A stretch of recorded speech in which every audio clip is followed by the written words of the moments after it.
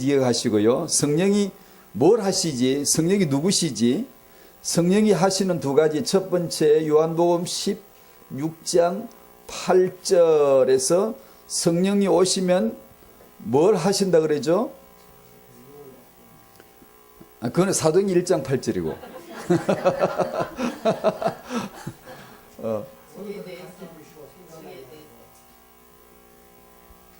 내 죄를 책망하신다 그랬어요.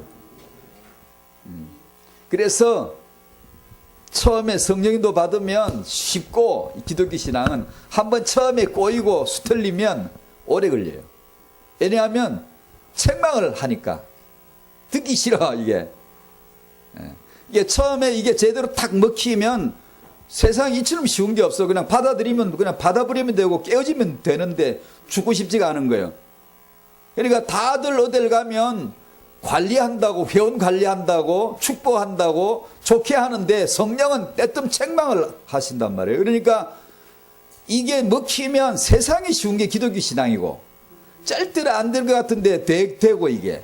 근데 이게 싫은 사람은 될 것 같은데 안 되는 거예요. 왜냐하면 이 책망을 받아들일 수가 없어요. 기분 나쁜 거예요. 내가 기분 나쁘다고 표현을 안 해도 나도 모르는 내 자아가 완강히 거부하는 거예요. 못 받아들이는 거예요. 그래서 무너지지 않습니다. 내 자아가. 성령은 나를 책망하세요. 나의 죄를. 두 번째 요한복음 15장 26절에는 성령 그가 오시면 나를, 즉 여기는 예수님이에요. 예수님을 증언해 주세요. 그리스도라고. 너는 죄인이라고. 너는 그리스도가 아니야. 너는 답이 있는 자가 아니면 피조물이야. 너는 죽었어. 너는 죄인이야. 너는 짐승밖에 안 돼. 너는 뱀밖에 안 돼. 이런 걸 성령께서 책망이란 말은 맨날 회초로 친다는 뜻이 아니고 아무 개념이 안 나. 아무리 들어도 그게 아닌 것 같다. 1 더하기 1이 2야. 아무리 설명해도 어린애는 왜 그게 무슨 말인지도 못 알아들어요. 처음에는. 젓가락 하나 놓고 이거 한 개, 젓가락 한 개, 또 젓가락 한 개, 그러면 젓가락 2개, 사과 하나, 또 사과 하나, 그러면 사과 2개, 이렇게 수십 번 듣다가 애가 개념이 잡히죠. 아, 그러나 보다. 그게 하나라 그러고 그게 1이라 그러나 보다. 이게 이제 되는 것처럼 도무지 인간은 개념이 없어요. 아무리 들어도 이게 무슨 뜻인지 몰라요. 죄가 뭔지를 아무것도 몰라요. 그런 완전 백지, 완전 무지한 저를 가르쳐 내신 선생님이 성령님이십니다. 성령이세요. 완전히 모르거든요. 모르는데 그걸 생짜배기를 가르쳐 내신 분이 성령이세요. 내 죄를 책망하시고 예수가 그리스도이심을 증언해 주세요. 두 가지. 그러니까 여러분이 만약에 은혜를 받으신다면 이 두 가지 딱 나와요. 틀림없어요. 어떤 사람이 은혜를 받았다. 틀림없이 두 가지나 죄 회개하고 예수 알아가기 시작해요. 두 가지. 예수께서 공생애로 사역을 하시는 동안 여지없죠. 이분 앞에 나타나면 이 두 가지가 나타나. 내가 그리스도야, 내게 와. 그 다음에 예수님 앞에 나타나면 죄인으로 드러나요. 죄인으로. 그러니까 아예 저는 자꾸 말씀드린 대로 자기가 죄인인 줄 이미 경험하고 낮아진 사람은 만나기 너무 쉬워요. 그런데 바리새인 같은 사람은 절대로 만날 수가 없어요. 왜냐하면 어째 자기들 보고 죄인이라 그러고 독사의 새끼라 그러고 그는 못 살아남죠. 죽으려면 그런 소리를 해도 바리새인 앞에, 선생님 앞에, 최고 지도자들 앞에, 뱀들아, 독사의 새끼들, 이건 죽으려고 하는 얘기지 절대 그건 안 먹히는 겁니다. 이들은 죄를 책망받을 수가 없어요. 그들을 죄인이라고 책망할 사람은 아무도 없어요. 왜냐하면 이름 자체가 의, 바리시움. 이란 말은 의란 말이에요. 의에 운동하는 사람들이에요. 이스라엘 구국단체예요. 우리의 의 때문에 이스라엘을 살려야 되겠다. 이스라엘을 구원한다. 이 믿음을 가진 자들의 대단한 자부심인데 누가 감히 그들을 죄인이라고 말하겠습니까? 못하는 거죠. 근데 예수님 앞에는 죄인으로 드러났습니다.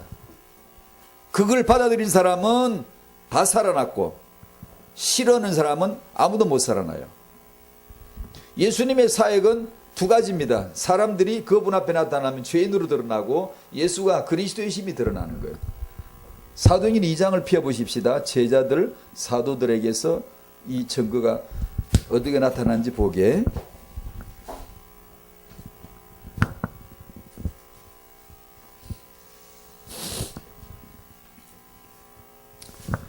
사도행전 2장을 아시듯이 오순절 날에 성령이 임하신 거예요.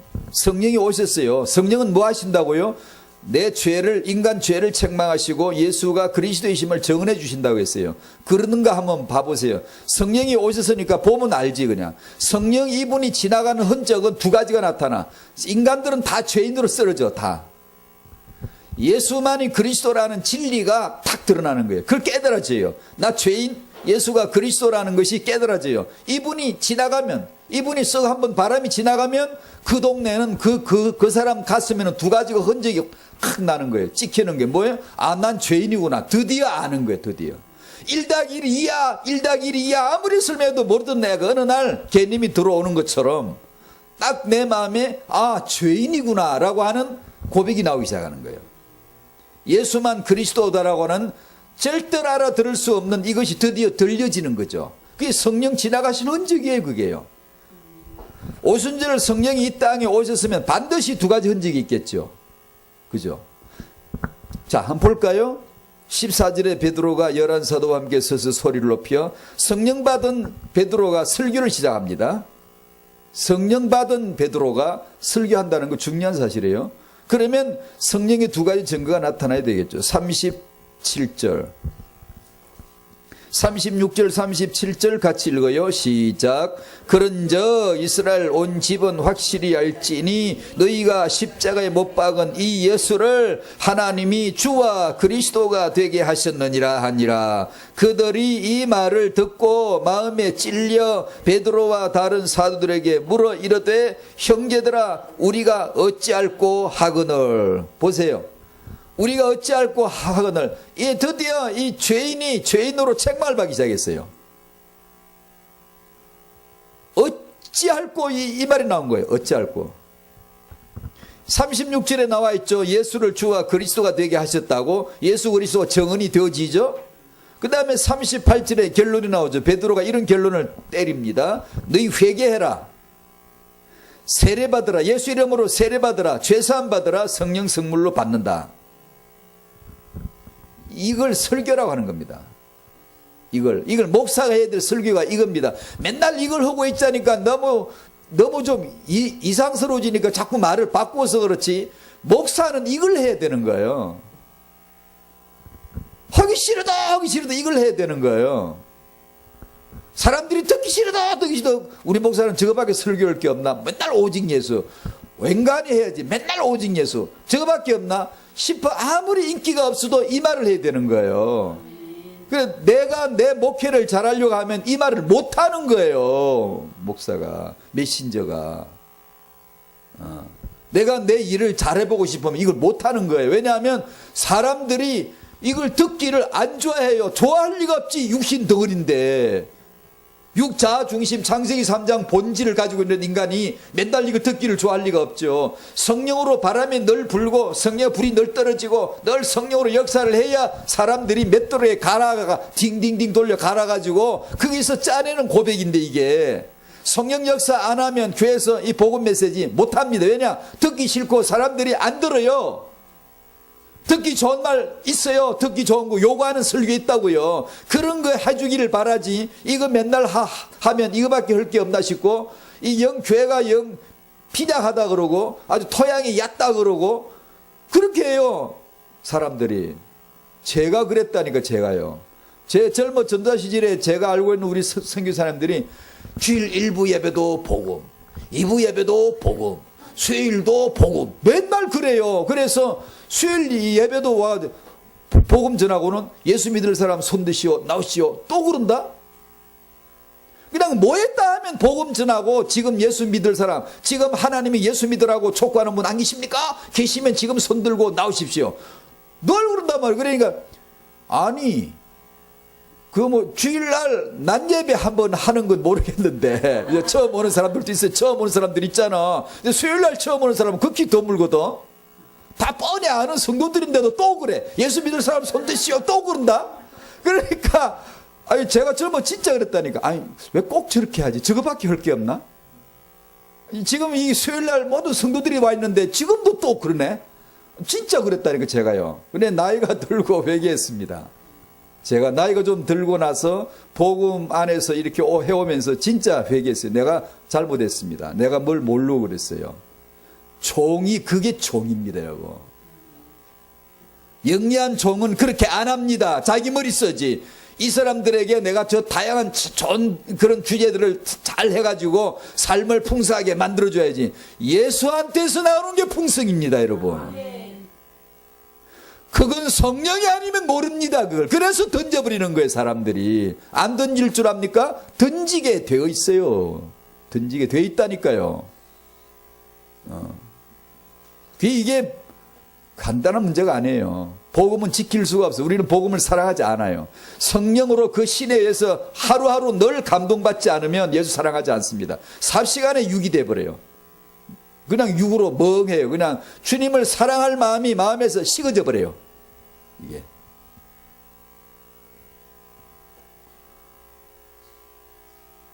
회개해라, 세례받으라, 죄사함 받으라. 회개한 사람, 예수 안에서 죽은 사람이죠. 세례받는 건 죽었다는 것을 얘기해요. 죽고 삶을 표시하는 거기 때문에 죽은 자이거든요. 그래서 그 표징으로 세례받고 죄사함 받으라. 이 사람들 유대 종교 의식 지키러 왔고, 유월절 지키러 왔고, 오순절 지키러 왔고, 사업하는 사람들 바쁘고, 자기 직업 바쁘고, 공부하는 사람 공부하기 바쁘고, 다 자기 스케줄, 오늘 스케줄 다 있어요. 있는데 죄사함 받으러 온 사람들 아니에요. 자기들은 내 오늘 스케줄 1, 2, 3, 4은 다 있는 사람들이 죄사함은 그게 들지도 않았어요. 성령이 임하시니까 대뜸 니들의 오늘 주제가 뭔 줄 아니? 니들의 스케줄이 오늘 스케줄이 뭔 줄 아니? 니들이 오늘 정말로 붙잡아야 될 그 업무가 뭔 줄 아니? 다 헛짓을 하고 살거든요. 죄사함 받아야 돼요. 날마다 죄사함 받고 날마다 죄사함이 뭔지를 알고 죄사함의 은혜를 날마다 회복해야 돼요. 청당 갈 때나 심판받을 때나 죄 문제 이런 거 아니에요. 날마다 이게 있어야 돼요. 성령 역사가 바로 그겁니다. 성령 역사가 없으면요, 죄사함 받는 거는 별로 생각도 안 나요. 그러니까 다른 거는 얘기를 많이 하지. 인생에게 있어 중요한 건 죄사함 받는 겁니다, 여러분. 그게 이 사람들에게 중요한 응답이나 사업상 바쁜 게 있다는 걸 하나님 모르시겠어요? 다 알고 있죠. 그래서 성령이 역사하시면 드디어 내가 지금 죄사함 받는 게 제일 급해. 제일 급해요, 그게. 그런데 이게 사람들이 이게 급한 줄 몰라요. 다 육으로 사니까.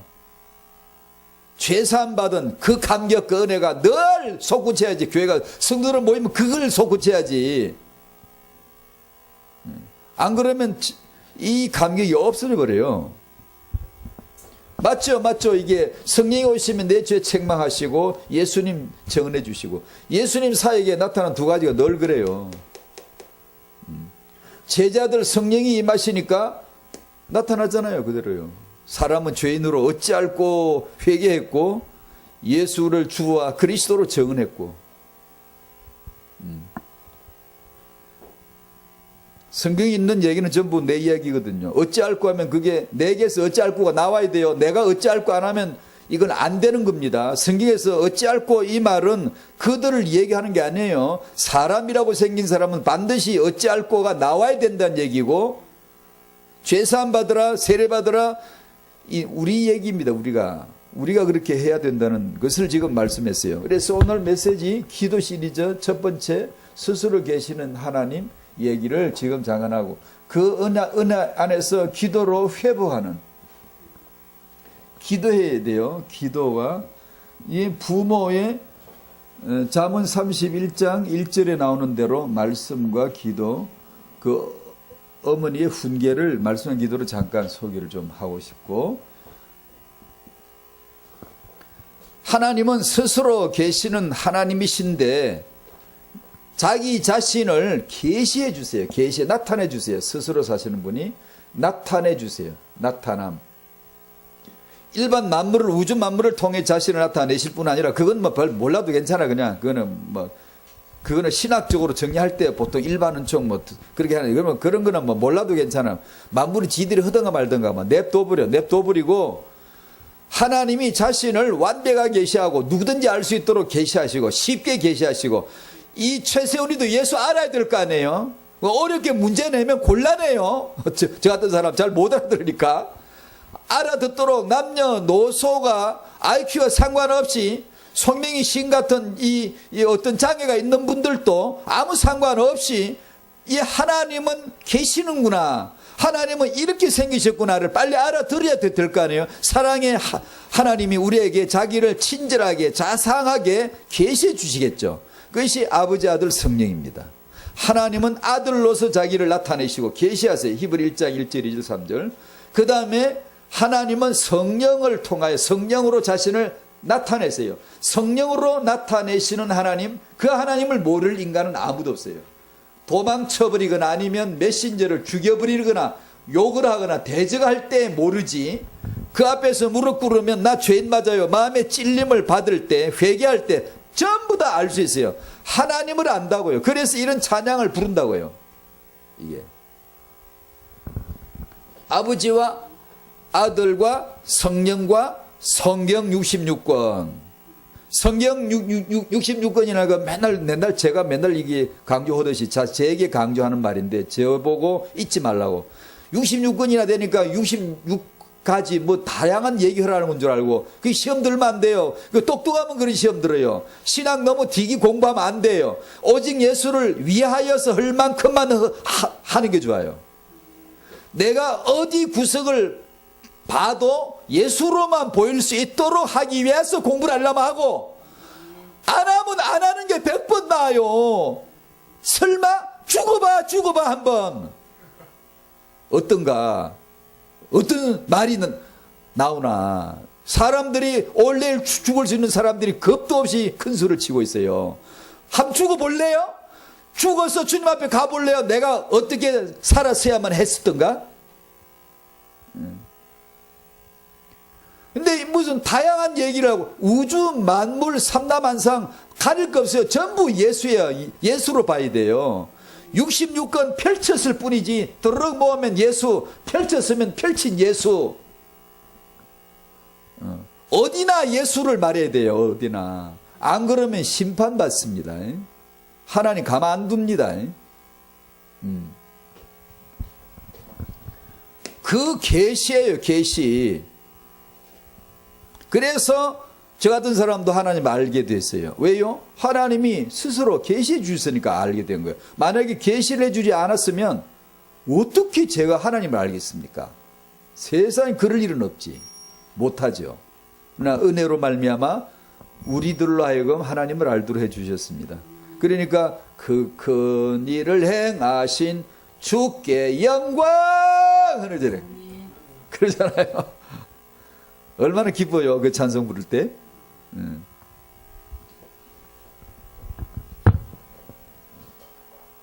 지난주 메시지를 이어가려고 이렇게 해서 두 가지 진실, 두 가지 증거. 나, 예수. 바른 자인식.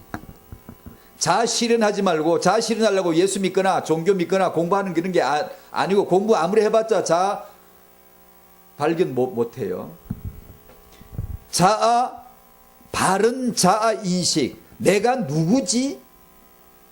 이 질문을 던지면 숱한 대답들이 나와요. 난 누구다, 난 누구다.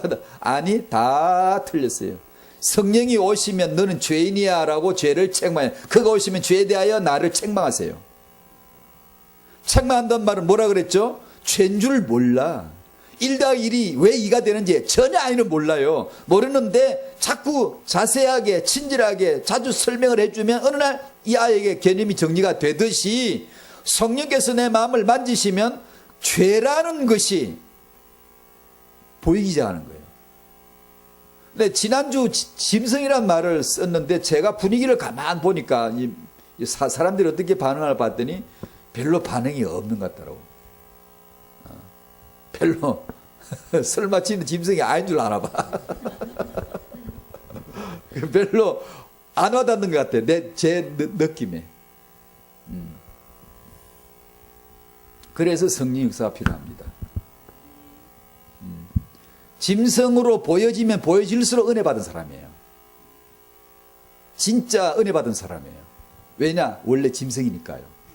원래 우리는 창세기 3장에 짐승이 됐어요. 근데 된 줄 몰라요. 그러니까 은혜를 받으면 받을수록 그게 보여요. 죄가 더 크게 보여요. 그건 틀림없어요. 성령 역사, 죄 책망합니다. 죄에 대하여 세상을 책망하시리라. 성령이 그가 오시면 그가 나를, 예수를 정언하실 것이다. 틀림없어요. 성령 역사가 임하지 않은 사람 절대 모릅니다. 그리고 성령 역사를 거부하는 신자들도 모릅니다. 그저 그냥 대충 이르지 그에 대해서 모릅니다.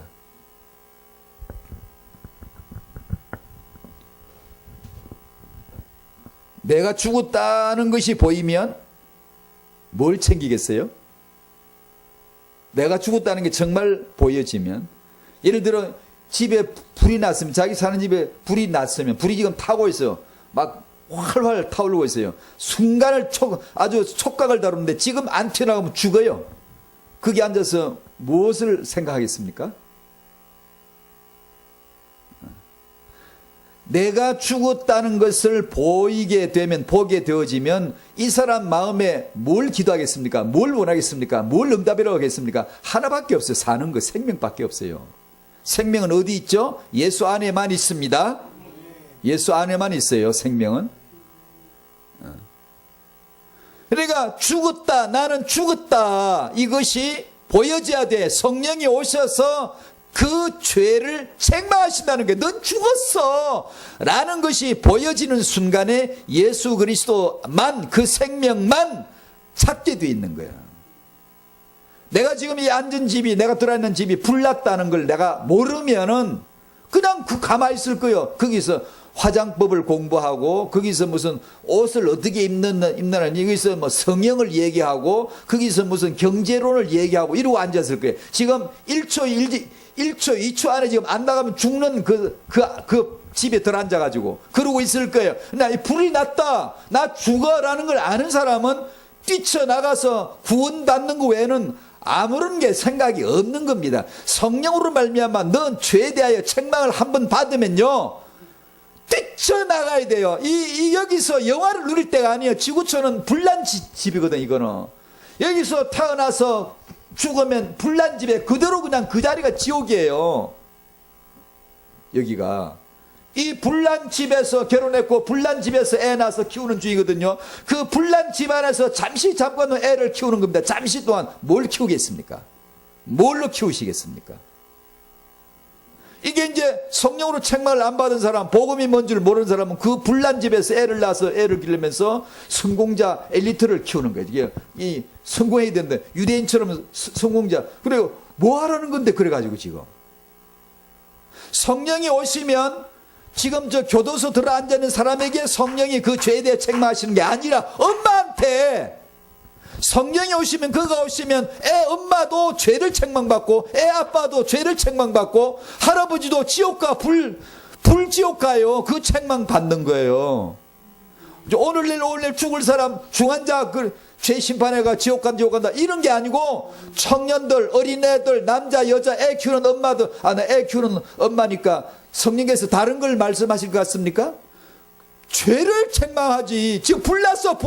불지옥이야. 지금 빨리 근심을 받아. 빨리 나와야 돼요.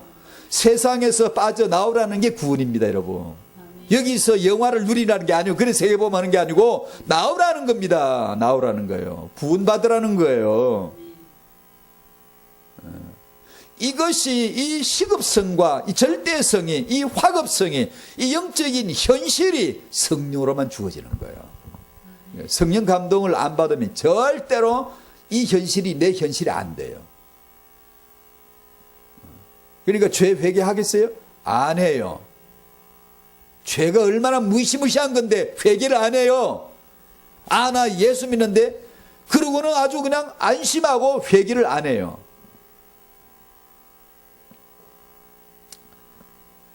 내가 죽은 사람, 내가 죽은 무덤이라는 옛사람이 내 무덤 속에 있다는 걸 발견하면 예수의 부활, 예수의 생명을 찾을 수밖에 없어요. 그래서 우리는 다른 거 필요치 않아요. 성령으로 죄 책망 받는 게 있어야 돼요.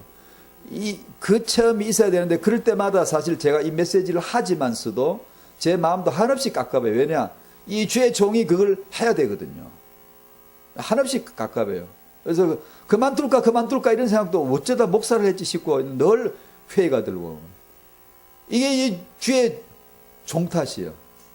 사람들도 여러분이 잘 들어야 하시지만 이 성령의 역사로 말미암아 죄를 보이져야 되거든요. 죄가 보여져요. 이 사람들이 지금 뒹구르도 시원찮을 판에 난 썩을 놈의 죄인이야. 나 같은 죄인이 더 없어. 나는 죄인 중에 괴수야. 이러고 뒹굴어야 될 사람들인데 우리가 다 지금 못하잖아. 왜 못하죠? 성령으로 말미암아 그 죄에 대한 책망을 하시리라 했는데 그게 지금 안 와닿는 거예요, 지금. 그게 지금. 그래서 근거 없이 시시를 웃고 있고 근거 없이 떠들고 있고 지금 근거 없이 낙관주의를 가지고 있단 말이에요. 이게 지금. 프로그램이 많아지고 막 목표치가 많아지고 막 그 목표가 많으면 우리가 대단히 큰 사명인 줄 알아요. 아니요. 그렇지 않습니다, 여러분.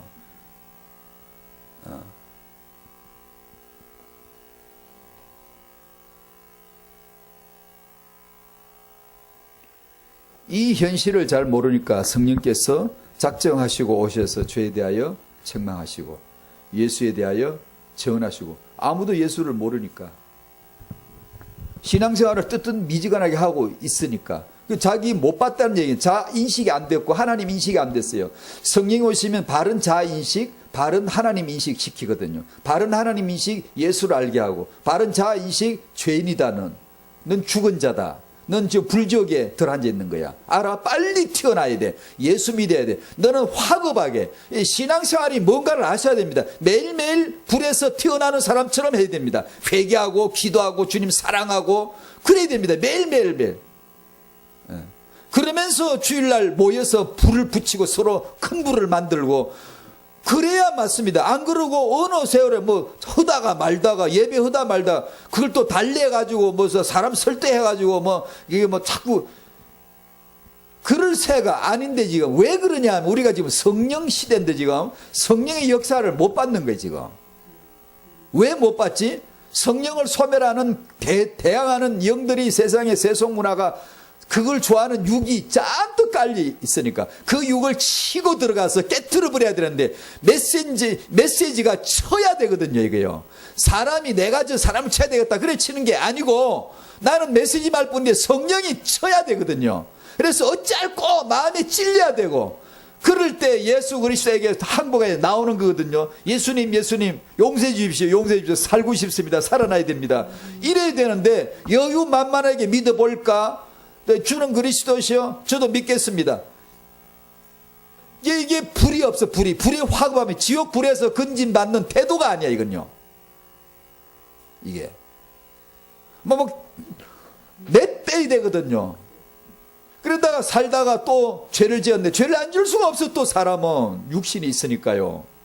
그러다 또 죄를 지었다 그러면 지옥 불이 꼬랑지 붙어오는 여우새끼 뛰듯이 뛰어야 돼. 막 아이고 주야 잘못했어요 용서해 주세요. 여러분 오늘 살면서 잘못했습니다 살려주세요 한 소리 몇 번 했습니까 여러분? 별로 안 하지요. 왜 안 하죠? 불 안 붙었구만. 성령이 임하시면 죄에 대한 책망 그때 예수 믿을 때만 그랬겠지. 아니요 천만에요. 날마다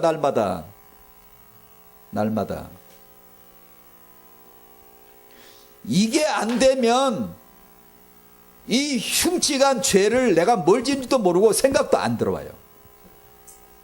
이게 그러니까 늘어져 버리잖아. 이렇게 방탕해 버린단 말이에요. 이게 루스해져 버린단 말이에요. 그러니까 이런 사람을 어떻게 해볼 방법이 없어요.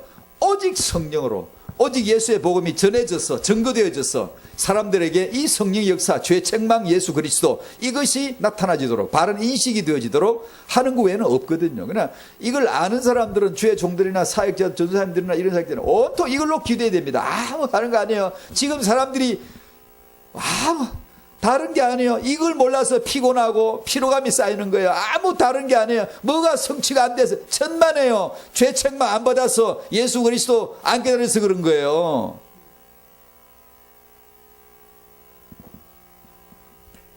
그래서 3번에 기독교인의 위기 그럼 나의 신앙이 나의 위기라 그러면 돼요. 딴 사람 말고 내 신앙이 위기라 그러면 딱 와닿겠죠. 늘 이건 이 위기는 오는 게 아니에요. 어디서 때 맞춰서 바람 불듯이 오는 게 아니고 내 자체가 위기예요. 내 존재 자체가 위기라고. 내 자아가 이 육 자체가 위기란 말이에요. 항상 이게 있어요. 그런데 그걸 있다는 걸 알라고 그냥 간단하게 메모한 거예요. 항상 인간 중심이에요. 하나님처럼 살고자 하는 거예요. 뱀처럼 살고자 하는 나 중심, 인간 중심이 항상 내게 있어요. 어디서 오는 게 아니에요. 누구 때문에 생기는 거 아니에요. 사단이 역사에 생기는 거 아니에요. 내게 있어 이미 있어요. 나라고 나 자체가 위기라고. 내게서 나오는 게 위기가 아니고 그 정도를 자기를 인식을 해야 돼요. 바르게 알아야 돼요. 그래야지 안 그러면 벌써 그냥 인본주의가 있어요. 무슨 인본주의 덩어리예요 내가요. 목사일수록 저 같은 사람일수록 이게 중요하고요. 똑똑한 사람일수록 더 중요하고요. 유능한 사람일수록 더 중요합니다. 이런 게요. 항상 이게 타영아 부모들은 나 중심에다가 자식 중심에다가 이게 아주 인본주의가 될 수밖에 없어요. 이걸 전제해놓고 은혜를 갈망해야 돼. 은혜를 안 받으면 당신은 못 삽니다. 절대로 여러분은 하루라도 성령으로 은혜를 안 받으면 영적 생활 안 됩니다. 될 리가 없어요. 된다면 희한한 특이 같은 천재 같은 그런 천재 없어요. 절대로 없어요. 성령을 없이라도 신앙생활이 가능한 사람 아무도 없어요. 성령이 오시면 항상 죄에 대해 책망하고 예수가 그리스도의 이심을 증언해 주세요. 왜? 그 둘로 사는 거니까.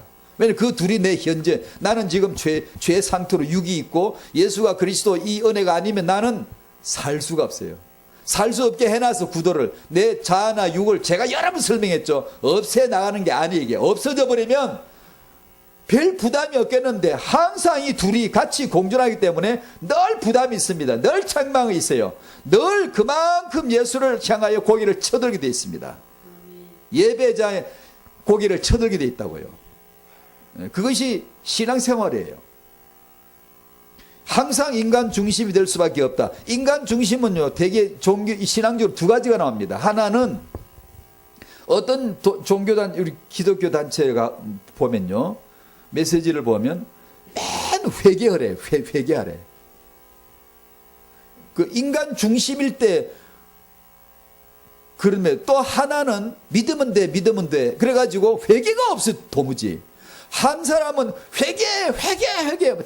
철저하게 회개했는데 믿음이 있기 때문에 믿음이 왔기 때문에 회개가 성립되는데 그 믿음은 하나님의 믿음이고 하나님의 믿으심이고 하나님의 확신인데 그분이 다 이루신 데 대한 믿음이 있어야 되는데 그건 말하지 않고 그냥 회개해야 돼. 철저히 우리는 죄를 회개해야 된단 말이에요. 그러니까 믿음이 거기서는 결여되고 믿는 사람들은 주는 그리스도시오 해놓고는 도무지 회개를 안 해요.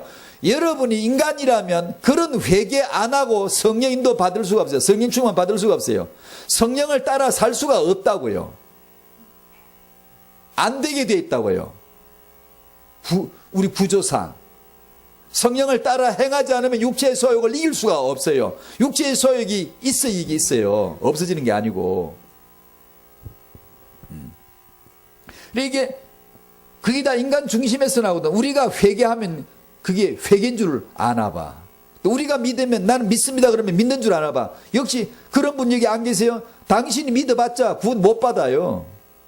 당신이 믿어봤자 그런 사람 있을까 없을까? 나는 믿는다고 생각하는데 죽고 나니까 지옥 갔다. 있을까 없을까?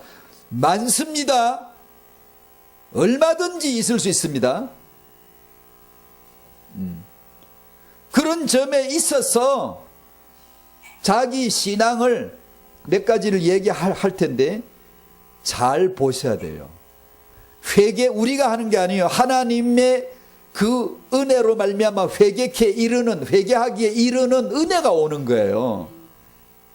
그건 하나님으로부터 오는 은혜이고 믿음이라는 것이 오기 때문에 회개가 성립되는 거고, 반대로 똑같은 얘기예요. 믿는다 난 예수를 믿는다라고 하는 것은 회개가 있기 때문에 믿음이 성립이 되는 거예요.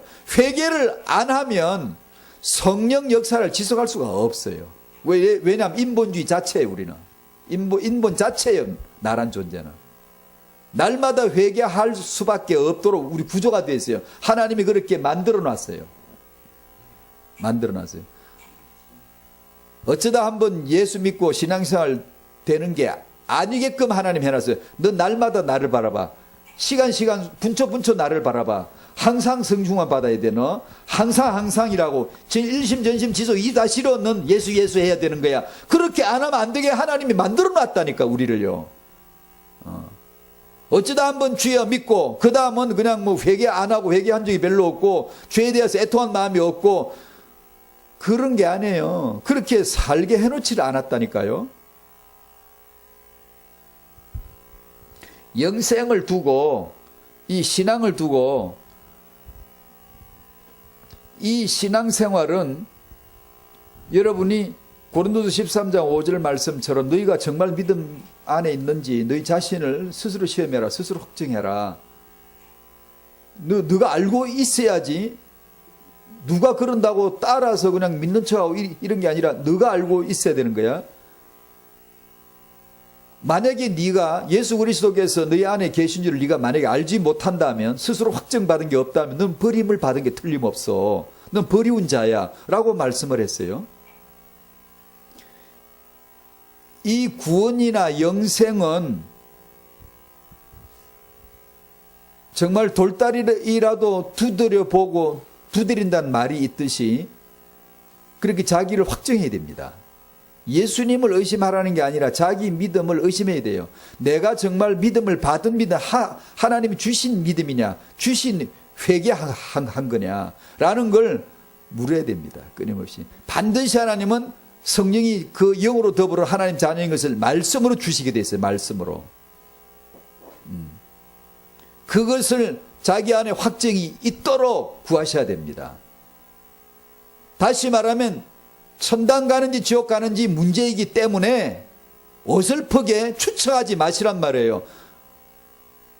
그렇지 않겠어? 그럴 거야. 나 그런 줄 믿습니다. 하고 자기 스스로에게 자기 안에 확증이 없는, 그러면 안 됩니다. 신앙은. 그러면 안 돼요. 복음을 떠나는 변절의 위기.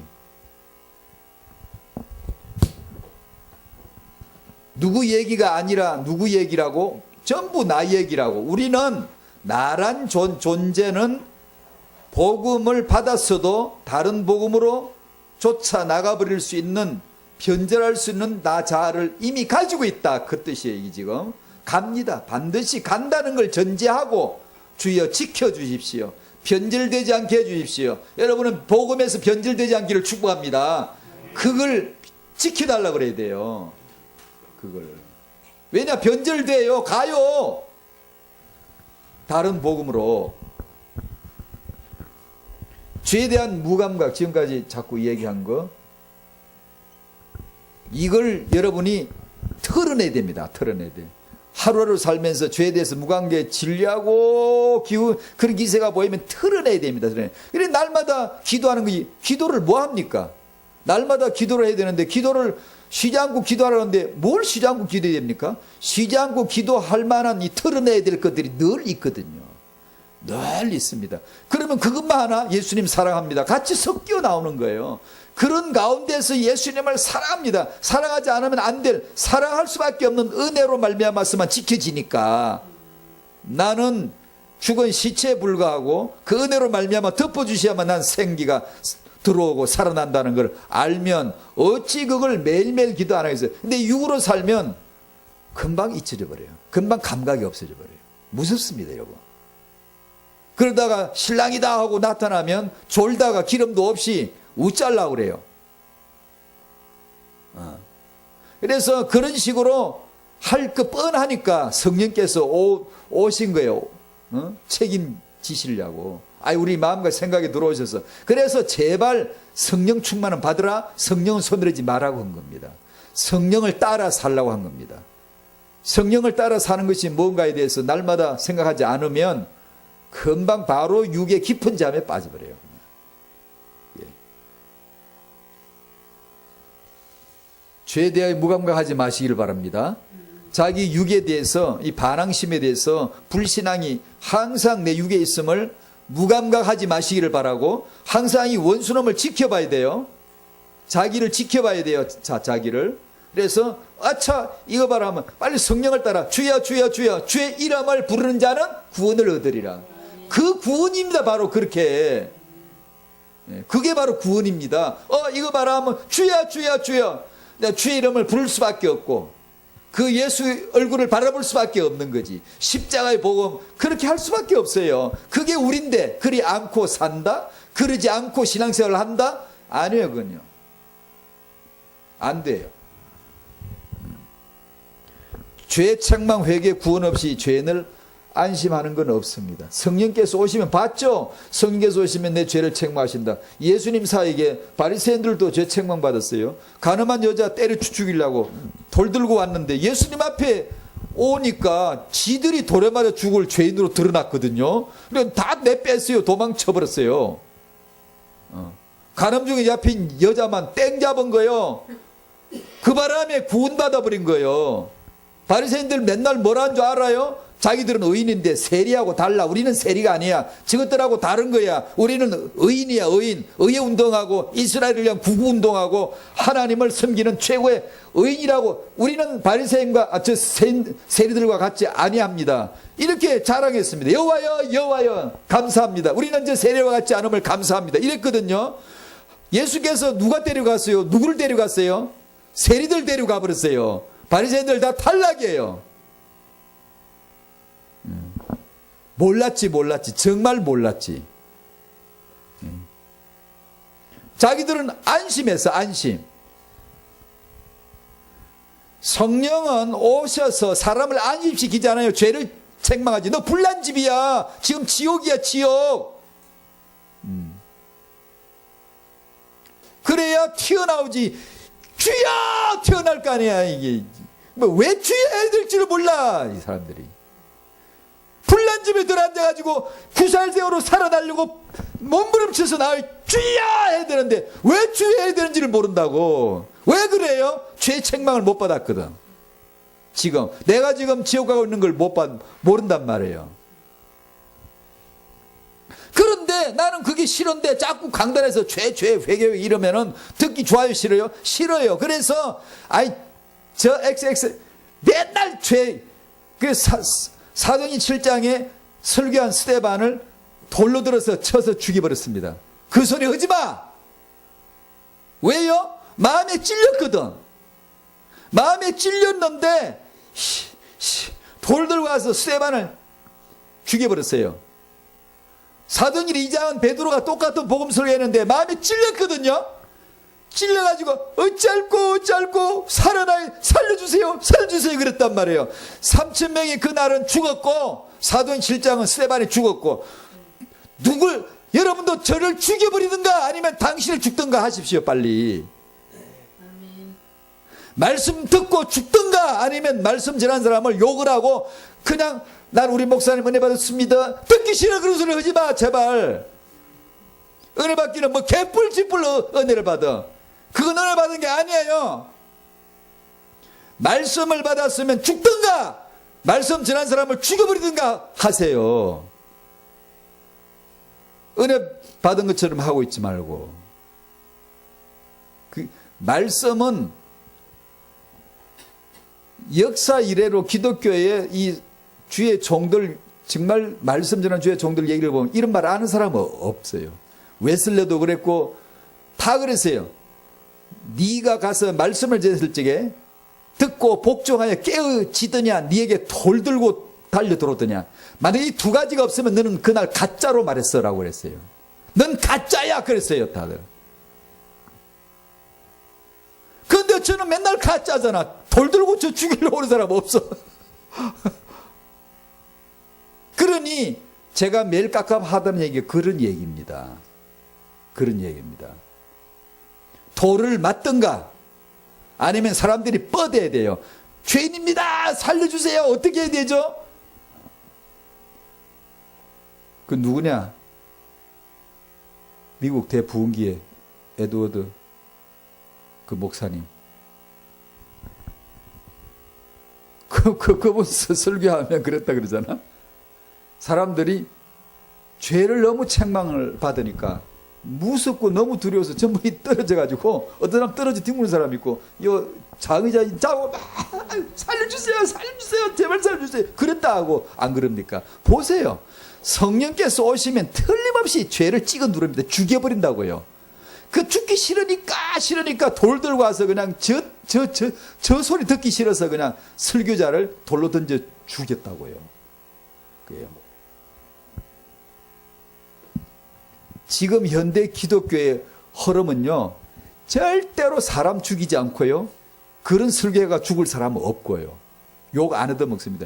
목사님은 왜 맨날 사람을 이렇게 책망합니까? 왜 그렇게 책망한 적이 아니에요. 한 게 아닌데 자유 이렇게 들은 거예요. 그러면 이 사람은 지금 은혜를 받는 거예요. 은혜를. 지난 주일날도 우리 교회 어떤 분이 그러더라고. 목사님 설교를 들으면 하나님처럼 맨날 무슨 말을 이거 내가 하나님처럼 뱀처럼 사는 건데 내가 무슨 생각을 해도 무슨 말을 해도 하나님 되려고 하는 것 같아가지고 말도 못 하겠고 이제 아무것도 못 하겠대. 어떤 분이 지난 주일날 오후 예배 마치고 포럼을 하는데 목사님 설교를 듣다 보니까 이걸 해도 인본주의고 하나님처럼 사는 것 같고 무슨 말을 못 하겠대. 뭘 이제 옛날에는 막 싸지러 댕기고 뭐 그냥 막 싸돌아 댕기고 막 말하고 막 이러는데 이제는 이게 무슨 말을 하면 이게 하나님 같이 살려고 지금 내가 이런 것 같고 이게 무슨 말도 못 하겠고 그렇더라고. 그래서 내가 별 말은 안 했는데 더 그래야 됩니다.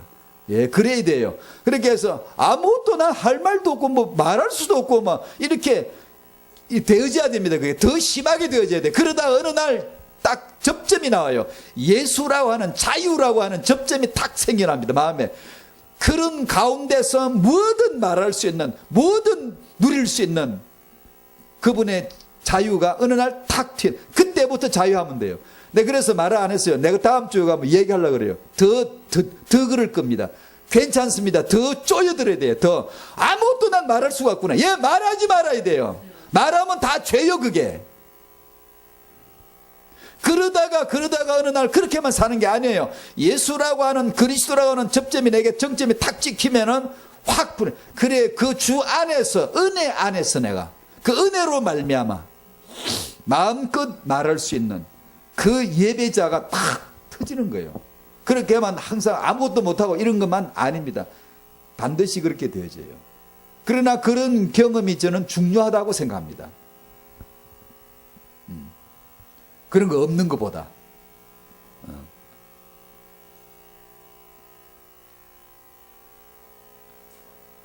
그냥 근거도 없이 안심하고 자기가 나는 믿는다 그러면서 그냥 무조건 안심하고 그러지 마세요. 말씀 증거, 성령 증거, 이게 내 마음에 주시는 언약 증거가 있도록 사모하셔야 돼요.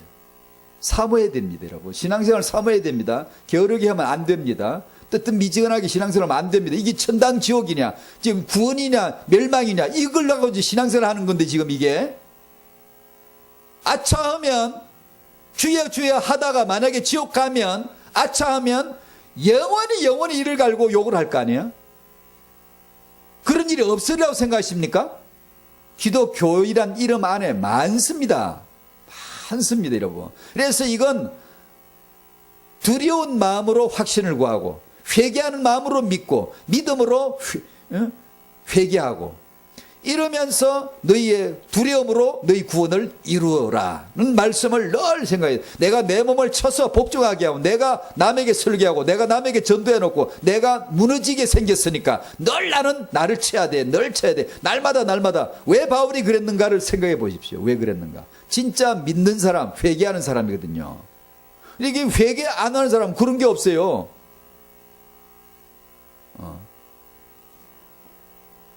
실컷 인생을 그냥 한평생 살다가 죽는 거나 천당 지옥은 그냥 부재로, 그냥 부수적인 걸로 생각하고 있다가 죽고 나면, 아니면 죽을 때, 죽으면 하는 말들이 좋은 곳으로 갔을 겁니다. 뭐 하늘나라로 편한 곳으로 가기를 명복을 빕니다. 편안하게 쉴 겁니다. 아니요, 가게 빈다고 가지는 곳이 아닙니다. 인생을 그런 거, 죽음이나 천당 지옥을 찌꺼기처럼 생각하고 그런 식으로 그냥 뭐 그럴 거라고 생각하면 그럴 거라 생각됩니까, 여러분? 그렇게 빌면 가지는 곳이라고 봅니까? 하늘은 우리가 가는 데가 아니에요. 와주지 않으면 못 가요. 천국은 내가 죽으면 가는 데가 아니에요. 와줘야 내가 천국 안에 있는 거예요. 죽으면 내려가 엄부로 지옥으로. 가기를 빈다고 가지는 그런 곳이 아닙니다. 하늘나라에 가고 싶습니까? 오신 하나님 나라를 빨리 만나야 돼. 천국 가고 싶습니까? 회개하라, 천국이 왔느니라. 그래야 내가 천국 안에 있는 거지, 내가 가는 데가 아닙니다. 인간은 하늘 못 갑니다. 미안하지만 하늘이 와야 되지. 그게 예수입니다. 예수. 회개하고 그분을 영접하고, 날마다 천당 지옥 죄 회개 구원, 이것이 날마다 우리 삶의 현실이 되어야지. 그런 거는 그냥 부수적으로 생각하고 있고, 그러다가 이제 죽을 때 되면 그때는 뭐 긴가민가 이럴까 저럴까 그냥 빌어야지, 이렇게 그러는 게 아니에요. 그런 문제가 아니란 말이에요. 이게 초대교회 성도들은 그 구원, 그 건짐 받은 자의 구원, 그게 초대교회 신앙이었지, 이게 무슨 다른 게 아니었단 말이에요.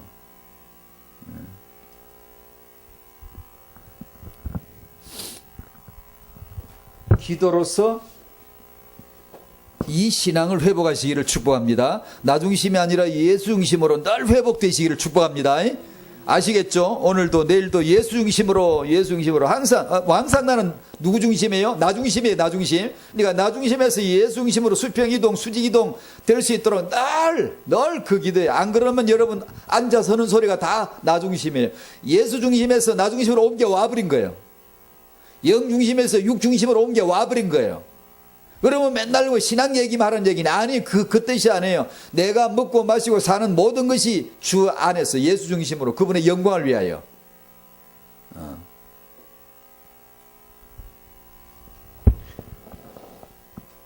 예수 중심,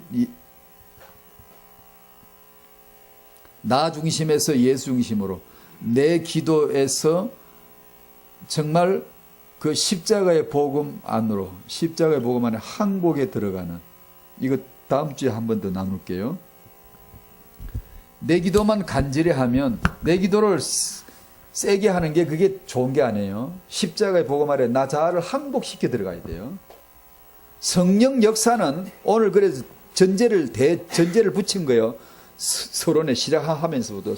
서론이지만 설교 전체의 전제예요. 근간에 설교 전체 빼야되는데, 성령이 여러분에게 나타나시면 어찌할 거가 딱 나와요. 어찌할 거가.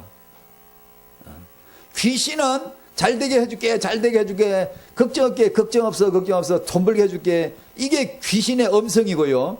성령께서 딱 나타나시면 죄에 대하여 책망하시리라, 예수가 그리스도이심을 증언하시리라.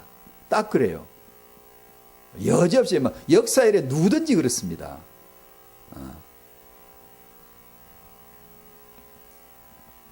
안 그러면 자꾸 내 기도를 세게 해요. 이러면 이제 나중에 나도 모르는 문제가 자꾸 쌓여. 어느 날 바로 아침에 꽉 차면 나중에 폭발해. 탁 터져버려요. 이게 워낙 성실하고 기도를 그 정도 할 정도면 굉장히 신앙이, 소위 말해서 표피적으로 신앙이 좋은 사람이거든요. 근데 이걸 견디다 나중에 엉뚱하게 폭발할 수 있단 말이에요. 그건 다음 주에 좀 나누기로 하고요. 이걸 갖다가 기독교의 승리라고 합니다. 당신이 말한 승리하세요.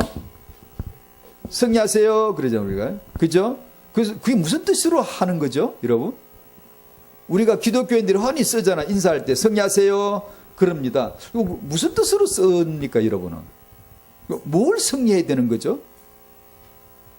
항상 보면 나 밖의 문제, 대상, 나 밖의 대상, 마귀를 꺾었다, 결박했다, 아니면 뭐 이제 마귀를 이긴다, 세상을 이긴다, 뭐 이런 어떤 그 대상을 나 밖에서 찾을 수가 많아요. 목표물을요. 아니요, 그러지 마세요. 그런 승리 필요치 않아요. 아니요, 그런 승리를 승리하세요 하지 마세요. 나를 십자가, 날마다 십자가 지는 일에 승리하세요. 나를. 이게 하나님처럼 사는 게 나거든요. 이걸 승리하라고 하셔야 돼요. 창세기 32장에 야곱이 귀향하는 중에 야복강가에서 어떤 남자는 주님이에요. 씨름하다가 이 환도뼈, 요즘 우리 성경에 허벅지 뼈가 어긋났다 그러는데 뼈가 부러져서 못 걸을 정도로 쩔뚝거렸다는 게 기록이 나오잖아요. 야곱의 뼈가 위골되어져서 부러지고 나서 받은 이름이 이스라엘입니다. 이스라엘은 이긴 자란 뜻이에요. 야곱이 뼈가 꺾이고 얻은 이름이 이스라엘이에요. 승리란 이름이에요.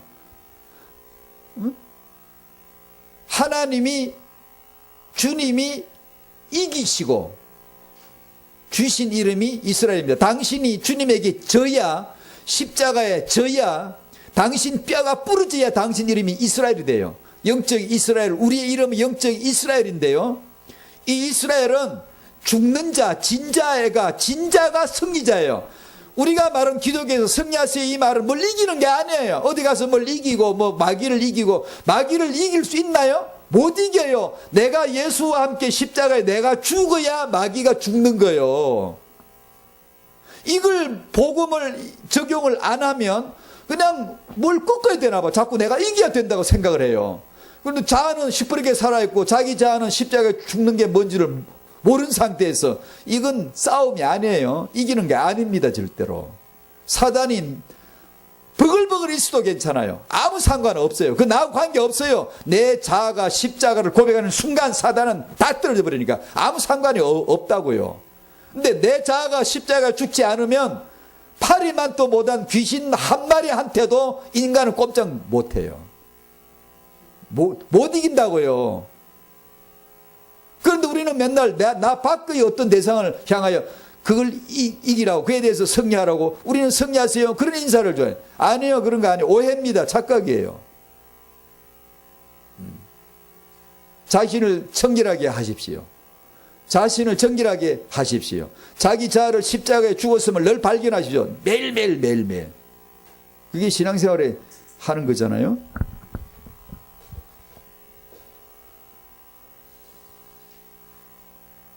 이럴 때나 와서 소리를 깨끗이 지르니까 그나마 좀 그래야지. 잠언 31장 오늘 학원 복음화 2과에 나오는 내용인데요.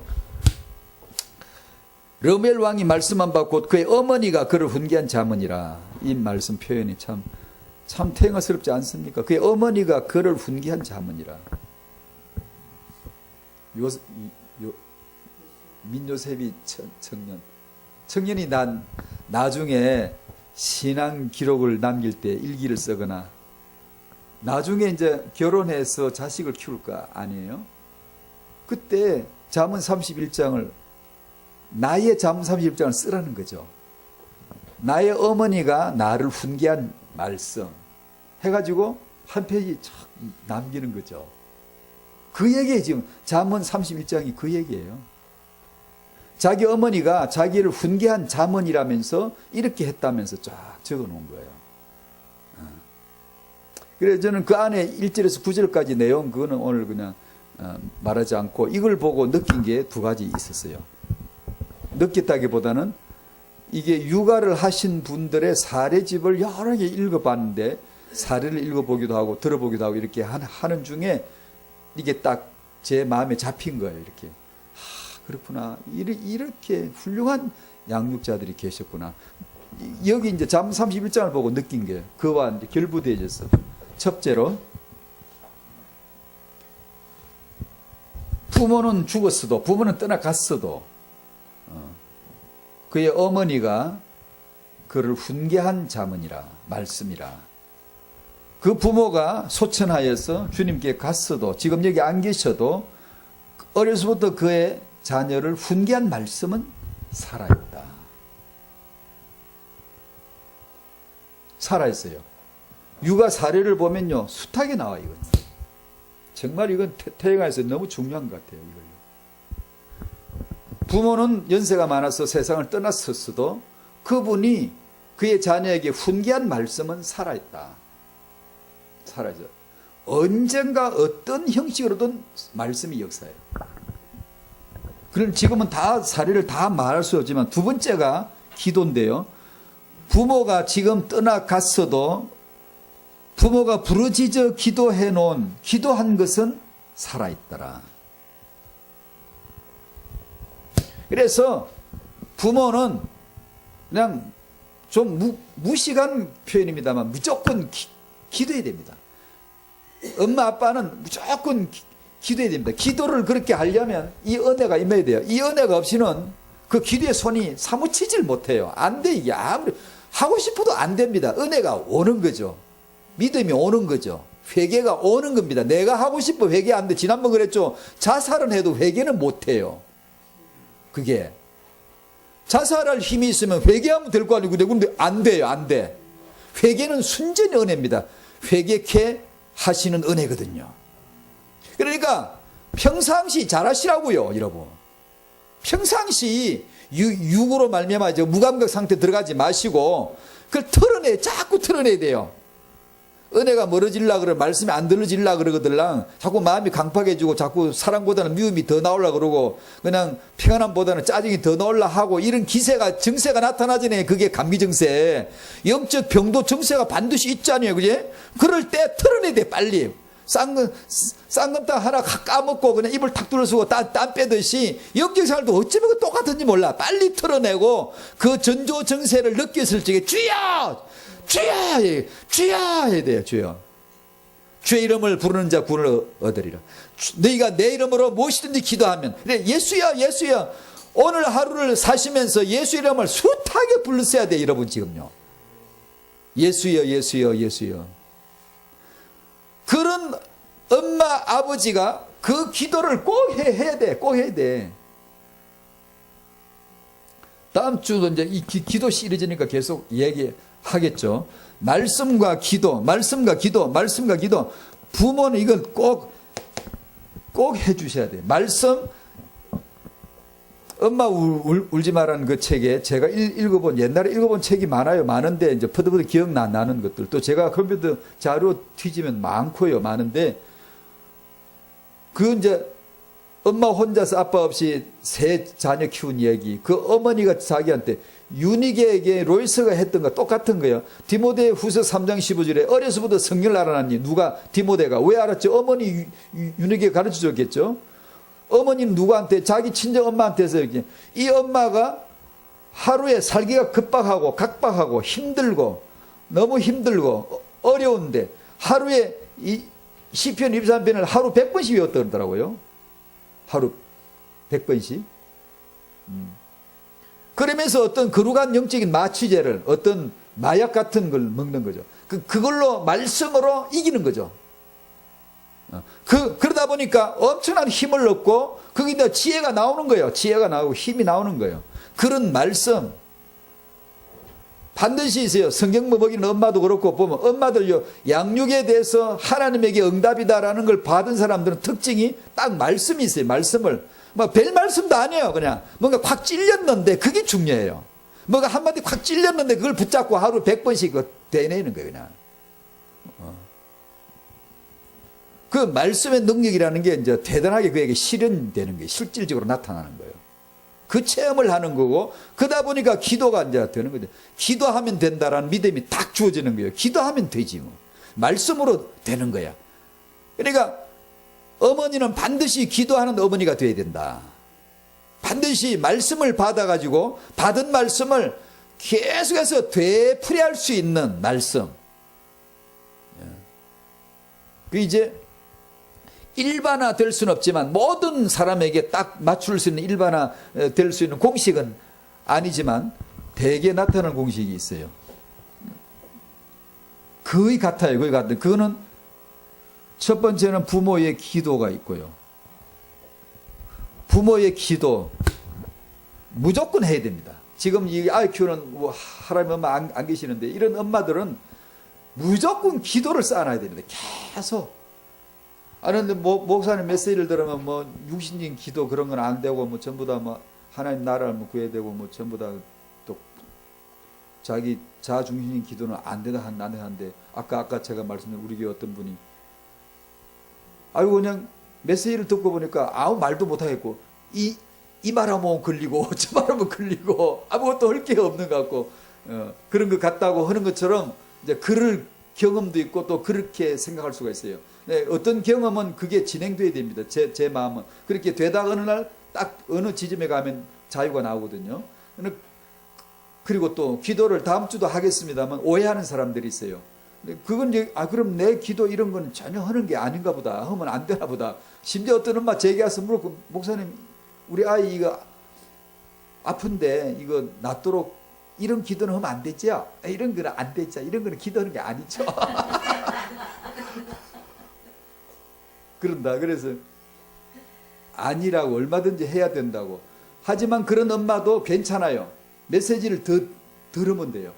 사실상 그게 지금 맞는 제 생각은 그래요. 말씀을 계속 들을 수만 있으면 정상적인 코스로 가는 거예요. 내가 진짜로 육신인 기도만 했구나. 나는 그런 게 할 게 아니고 죽은 분이고 하나님이 내 사정을 다 아시지. 내가 오직 구할 것은 예수야. 그게 미치도록 되어져야 돼요. 그리고 어느 접점에 딱 가면요. 반드시 이런 접점이 옵니다. 무엇이든지 기도할 수 있어요. 무엇이든지. 사랑하니까. 다 얘기할 수 있거든요. 그런 자유가 내가 가르쳐가 아니라 메신저가 아니라 하나님에게 딱 와요. 그렇게 갈 때까지 냅두는 거 좋아요. 그냥 그걸만 뭐 빨리 설명해가지고 안 그런 거 그래 해줘도 좋지만 안 그래도 괜찮습니다. 말씀만 계속 받을 수만 있으면 어떻든 간에 부모의 기도가 하나님이 이 아들 주의 종되게 해주세요. 주의 종되게 해주세요. 그런 기도를 한없이 유 목사님 모친 제가 알고 있는 몇몇 분의 주의 종들의 아주 좋은 주의 종들의 부모들 그리고 조부모들 어거스틴의 어머니 나 같은 죄인 살리신 주원의 고마워 그 지으신 존 뉴턴 목사님의 어머니 등등등 이야기 반드시 이런 게 부모의 기도가 쌓여 있고 그런데 그 자식이 어느 날 방황하고 타락하고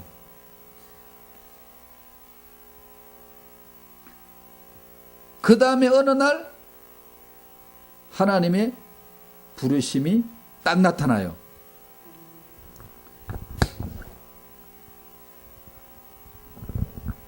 큰 종일수록 이 구도는 거의 틀림없는 것 같아요. 절망. 이건 어떤 사건, 질병, 뭐 모든 걸 다 재앙 다 포함돼요. 별별 사건들이 다 포함돼요. 절망, 완전 절망.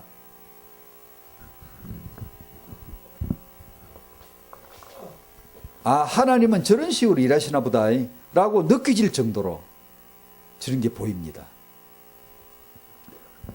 아니면 이런 방황이나 타락 이렇게 너무 신기할 정도예요. 그리고 제가 깜짝 놀란 건 저는 아주 어렸을 적에는 교회를 안 나왔거든요. 그런 걸 못 봤는데 이분들 아주 깜짝 놀랄 정도로 공통점 타락에 접어드는 딱 그 시점이 언제냐 하면 뭐냐 하면 교회에서 어릴 적에 교회에서 교인들이 싸우는 걸 본 거예요. 그런 얘기를 그 공통적으로 나오는 게 있어요. 그것은 참 불행한 체험이었지만 그러나 하나님은 그것을 통하여 이 인생의 시체 체험, 무덤 체험, 죄 체험, 절망 체험을 충분히 터널을 통과시켜서 어느 날 터널을 빠져나오는 순간 와! 그 빛 가운데 광명천지로 확 빠져나오는 거예요. 하나님은 오늘 말씀으로 부르시는 거예요. 그러면 이제 성령에 의해서 이 사람이 인도를 받는 거예요. 죽음도 알아, 생명도 알아. 죄도 알아, 의도 알아. 상처 없는 영적인 엘리트가 죄악의 뒹구는 이 사람들 앞에 메시지를 할 수가 있겠습니까? 안 되는 거예요. 하나님은 저런 식으로 해서 주의 종을 딱 만들어내요.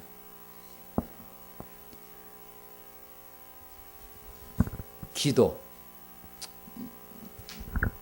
여기서 마칠게요. 다음 주 이어서 기도하기로 하고, 우리들이 부모님들이 하셔야 될 게 말씀과 기도. 꼭 기억하셔야 돼요. 기도. 기도하기 싫을 거예요. 제가 자꾸 메시지 길어지는데 미안한데, 이러면 살다 보면 기도가 잘 잊혀지고 기도하기 싫을 거예요. 그 때를 찍어내야 됩니다. 두드려내야 됩니다. 두드려내야 돼요. 깊이 생각하고 예수를 생각하고 침묵 속으로 들어간다든가,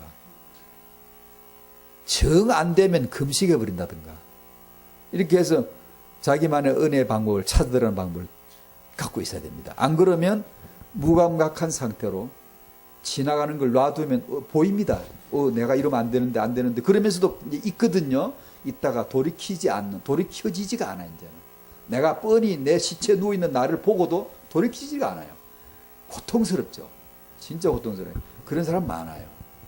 그러니까 마음 부드러운 거, 마음이 정말 애통함이 있는 거, 마음에 감사가 흐르고 있는 거, 사랑합니다 주여, 사랑하고 싶어요, 이런 생각 하나가 떠오르는 어마어마한 축복이에요. 성령이 아니면 절대로 안 됩니다. 근데 그렇게 알고 소중하게 여기셔야 돼요. 하루하루 당신의 영적 환경이 날마다 소중하게 영적 환경 되어지시기를 축복합니다. 기도예요. 말씀 기도. 죄를 회개하는 거, 나를 항상 예수 중심으로 회복하는 거. 주여 감사합니다. 항상 예수 중심으로 회복하게 하시고 말씀과 기도로 우리 후대를 축복하는 부모 되게 하여 주시옵소서. 예수님의 이름으로 기도하옵나이다. 아멘.